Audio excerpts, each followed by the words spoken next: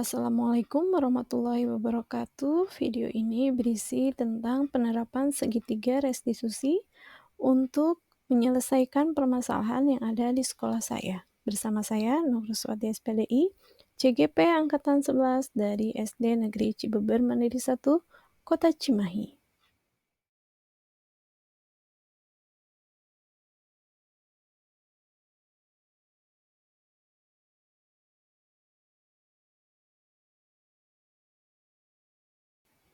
Sebagai informasi, segitiga restitusi adalah suatu proses dialog yang dilakukan guru atau orang tua dengan tujuan untuk menghasilkan peserta didik yang mandiri dan bertanggung jawab. Terdapat 3 tahapan segitiga restitusi, yaitu menstabilkan identitas, validasi tindakan yang salah, dan menanyakan keyakinan. Pada tahap menstabilkan identitas, dilakukan berdasarkan prinsip membuat kesalahan adalah bagian dari proses pembelajaran yang nantinya akan menggeser identitas gagal ke identitas sukses. Selanjutnya adalah validasi tindakan yang salah dilakukan dengan berdasarkan prinsip setiap perilaku berupaya memenuhi suatu kebutuhan dasar tertentu. Guru akan bergeser dari pemikiran stimulus respon menjadi proaktif, sehingga mengenali dan mengakui kebutuhan murid akan memperbaiki hubungan guru dengan murid. Tahap terakhir adalah menanyakan keyakinan. Pada tahap ini, murid akan diberi pertanyaan-pertanyaan bermakna untuk memunculkan motivasi secara intrinsik, sehingga mampu mengaitkan keyakinannya dengan tindakan yang salah. Kasus pertama, Zalfa menemukan game baru di gadgetnya, sehingga dia ingin berbagi kesenangan dengan menunjukkan game tersebut pada temannya di sekolah, walaupun harus melanggar aturan sekolah.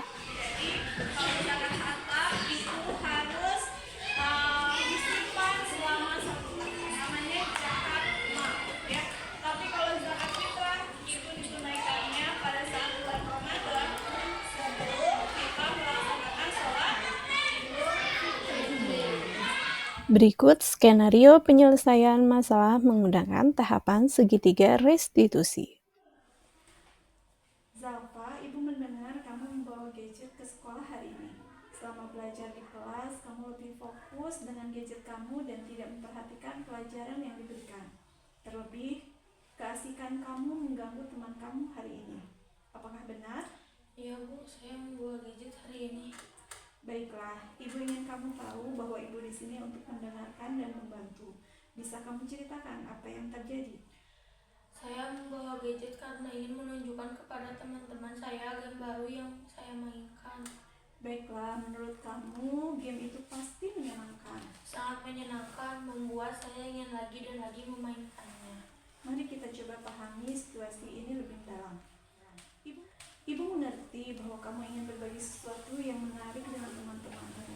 Tapi apakah kamu tahu mengapa sekolah melarang membawa gadget?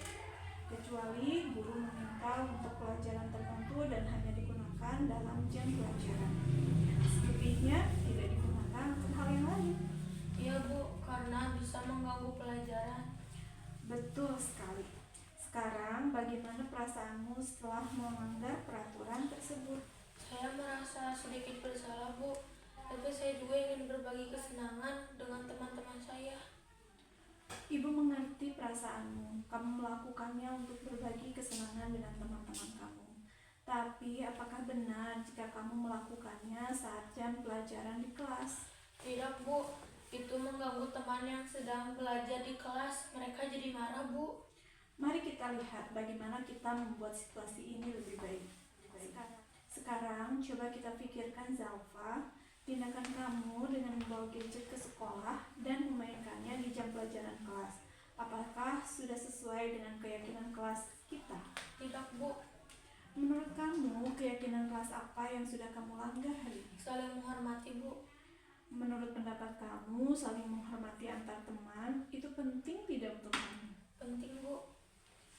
Baik, jika itu menurutmu penting, keyakinan apa yang harus kamu lakukan ketika ingin berbagi kesenangan dengan teman di sekolah? menghormati teman yang sedang belajar dengan tidak memainkan gadget ketika sedang belajar karena akan mengganggu mereka. Kamu bersedia memperbaiki masalah ini? Bersedia, Bu. Ibu tahu kamu adalah anak yang suka berbagi dan peduli dengan teman-temanmu. Itu adalah sifat yang baik. Bagaimana kita bisa menggunakan sifat baikmu ini untuk membantu kamu mematuhi peraturan sekolah?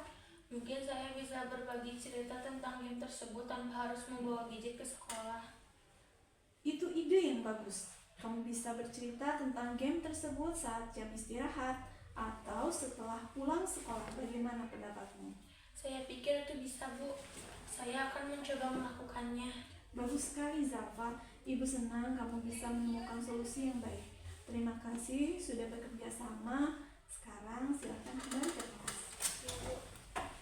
Assalamualaikum warahmatullahi wabarakatuh. Saya Zalfa dari kelas 6B. Saya senang dapat diajak berdiskusi bersama Bu Guru. Dengan begitu, saya menyadari bahwa peraturan dilarang membawa gadget ke sekolah tanpa diminta guru untuk pembelajaran ternyata membuat saya ingin terus memainkannya. Terlebih game baru yang lebih menarik membuat saya menjadi asik sendiri selama pelajaran di kelas. Hal itu tanpa saya sadari telah mengganggu teman-teman saya. Saya pun menjadi tidak fokus untuk belajar. Saya harus belajar bagaimana berbagi kesenangan tanpa merugikan diri saya sendiri dan orang lain. Assalamualaikum warahmatullahi wabarakatuh.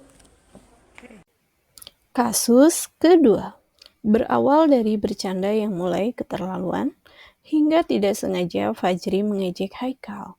Merasa tidak terima karena diejek, Haikal pun balas dengan cara memukul Fajri, hingga terlibatlah perkelahian di antara mereka.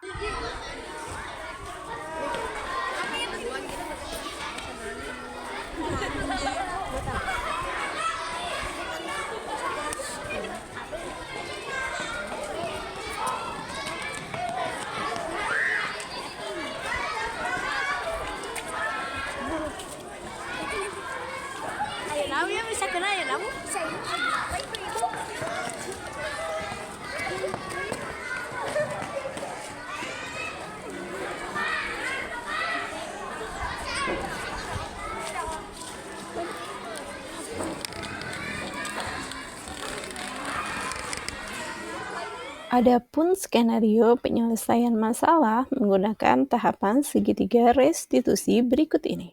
Haikal, Ibu mendengar laporan dari guru-guru dan teman-teman kamu. Ada insiden di lapangan tadi. Katanya kamu berkelahi dengan temanmu. Apakah benar? Mari kita bicarakan ini dengan tenang.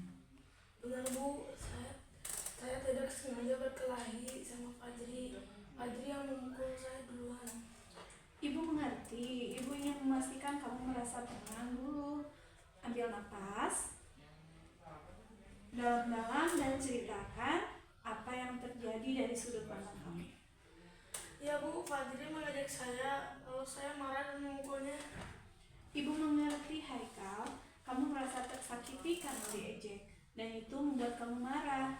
Semua orang bisa merasa marah dalam situasi seperti itu.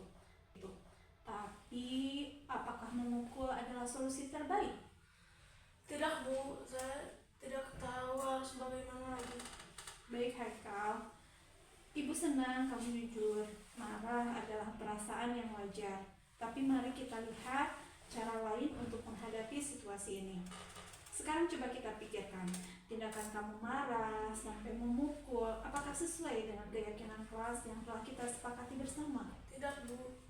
Menurut kamu, keyakinan kelas apa yang telah kamu langgar? Saling menghormati dan menyayangi antar teman. Menurut pendapat kamu, saling menghormati dan menyayangi antar teman itu penting tidak untuk kamu? Penting, Bu. Baiklah, jika itu penting bagi kamu, lalu apa yang bisa kamu lakukan lain kali jika diejek? Bagaimana kalau kita coba latihan cara menenangkan diri terlebih dahulu? Seperti apa, Bu? Kamu bisa coba menarik napas dalam-dalam, lalu menghitungnya sampai 10. Coba kamu praktekkan. Nah, latihan itu kamu bisa lakukan berulang-ulang sebelum merespon atau kamu bisa mencari bantuan dari guru. Setuju untuk mencobanya? Setuju Bu, saya akan mencoba.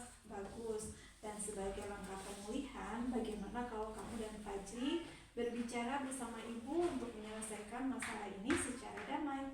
Baik Bu, saya akan meminta maaf pada Fajri. Terima kasih karena kamu mau melakukannya. Sekarang mari kita temui Fajri.